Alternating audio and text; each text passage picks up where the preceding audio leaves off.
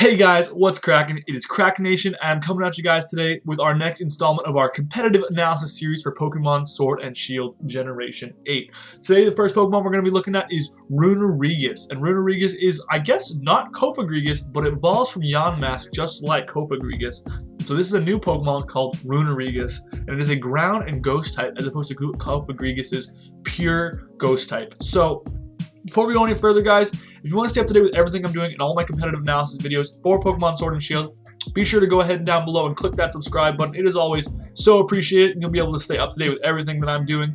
If you want to leave a comment or you want to get a little more involved in our community, be sure to go ahead and join the Discord down in the description box below. And if you want, while you're there, you can ask me any questions you would like, and I've been trying to get around to answering all of them a lot more effectively there. But you can also always ask in the comment section below, and hopefully if I take a look, I can give it an answer if I am able to see it. But let's go ahead and get into cofagrigus here. So Wandering Spirit is this Pokemon's ability, and what Wandering Spirit does is it allows this Pokemon to switch switch abilities with its opponent whenever it uses a contact move. So how it's phrased, it sounds like only when you make the contact is the ability switching, as opposed to with cofagrigus, when your opponent makes the contact, you would be the one switching abilities. So it's kind of, I think actually even with Mummy, actually with cofagrigus, I think it's actually both ways, when you switch or when you touch or your opponent touches. Whereas with Wandering Spirit, I think it's only when you make contact with your opponent, because as it reads, exchanges abilities when hitting a Pokemon with a contact move. So that's my guess. That's how it works. But you'll be able to, basically what that does for you competitively is it nullifies your opponent's ability and allows you to inherit your opponent's ability. So that's definitely very, very interesting. And I'm sure that's going to see some amount of competitive viability, because it's basically a kind of like gas or acid suppress your opponent's ability setup, while being at the same time a way to potentially boost your own ability and get some pretty interesting ones. So ground ghost type is an interesting type. Definitely offensively pretty effective. Actually, you hit a lot of stuff pretty hard, but it is also defensively pretty susceptible to a lot of different types. Ice, water, grass, dark, ghost all come to mind very quickly, and a lot of those are very common attacking types. So those are going to be pretty big weaknesses, and it's going to make it hard to make this as effective as I think it could have otherwise been as a defensive Pokemon. But let's go ahead and take a look at those stats and see what we're working with on the defensive side. So first up, you've got HP at 58, and that might not seem very bulky, but you've got 145 defense and 105 special defense. So especially on that physical side, you're going to be well above average for physical defense. And then on the special defensive side, you're not terrific, but you're probably around average, if not a little above average.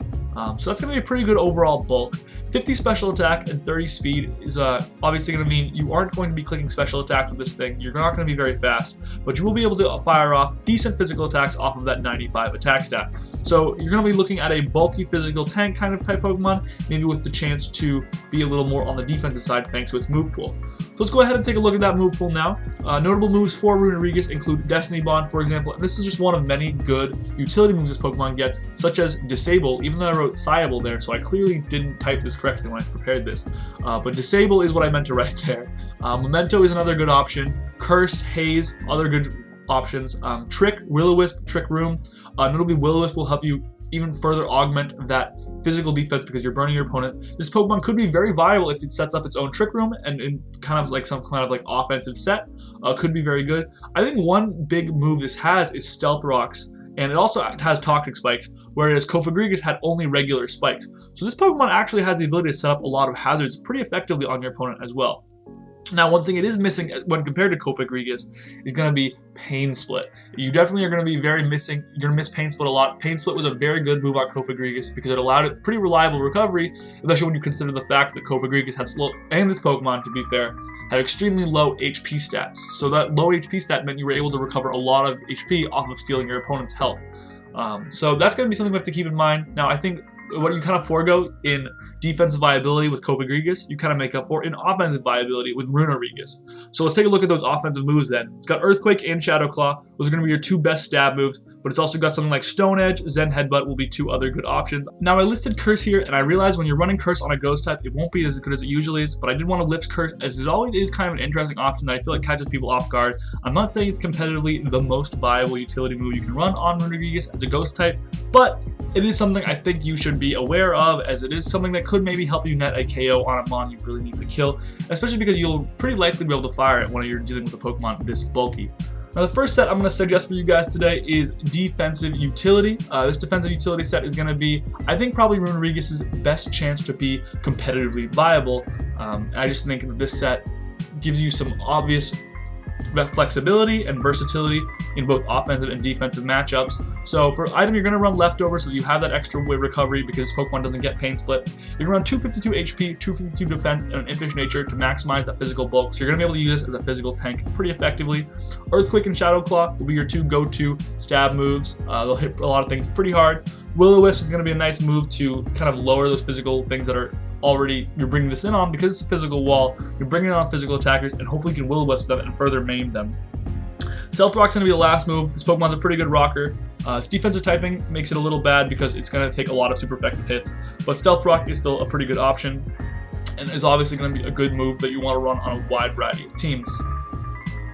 Next up, the set here I've got here is a Trick Room, and this is a more offensively oriented set. Obviously, we're going to run Life Orb and 252 attack this time, so we're also going to join that with an Adamant Nature. What that's going to do for us is maximize RUNERIGUS' offensive potential. Now we're going to also choose to run Stone Edge, so we achieve Edgequake coverage. That's going to obviously make us very, very effective at hitting a lot of things super effectively and neutrally at the very least. Trick Room will be the last move slot, obviously on this move set, because what Trick Room will do is it'll allow us to utilize RUNERIGUS' otherwise awful speed stat, reverse it, and hopefully go on some kind of reverse sweep. I think this Pokemon needs cleaning help when you do run Trick Room, because what you're going to need is to support it. It's going to be more of a cleaner, and you're going to need to support it with wall breaking and sweeping and chip damage a lot of the times because its offensive stat is not that impressive. But fortunately for it, it does have the bulk to set up Trick Room pretty reliably, whereas a lot of other Trick Room users might not have quite as much bulk. So that's what I'm going to keep in mind when I'm running a Trick Room RUNERIGUS set, but I think this set could be pretty competitively viable. So let's take a look at some pros and cons. First up, obviously this Pokemon's got great physical bulk. That's going to be its biggest attribute. It's also got decent special bulk. Again, nothing fantastic, but pretty respectable special bulk.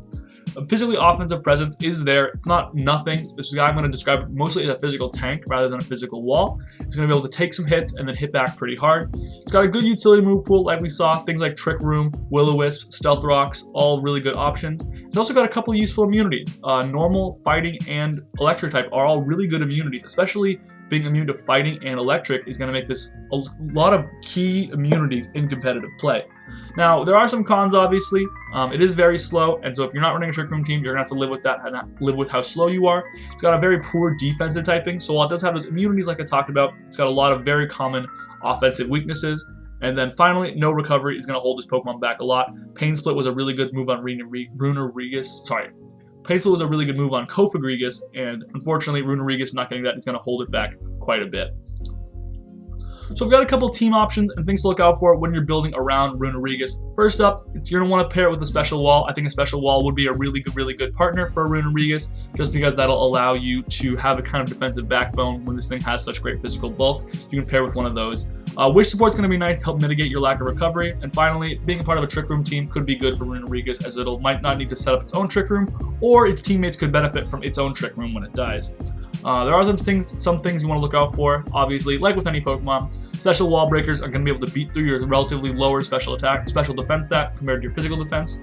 Bulky normal types are going to be really hard for you to hit, and if they have like a dark or like a water or grass move to hit you with, that could really quickly become a problem for you. Finally, status is going to be a pretty big problem for this Pokemon. Status will kind of mitigate the fact that you have that decent bulk, and something like Toxic could easily wear you down as turns went on. So let me know what you guys thought about this video. Let me know what you guys think about using RUNERIGUS, and if you enjoyed any of the sets that I suggested to you guys today.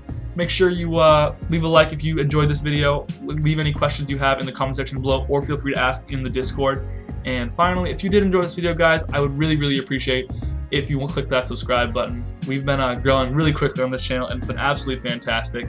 Unreal. So let me know what you guys think, and if you want to do any of that stuff, it's always very appreciated. But until next time, I will see you guys later. Krakenation out.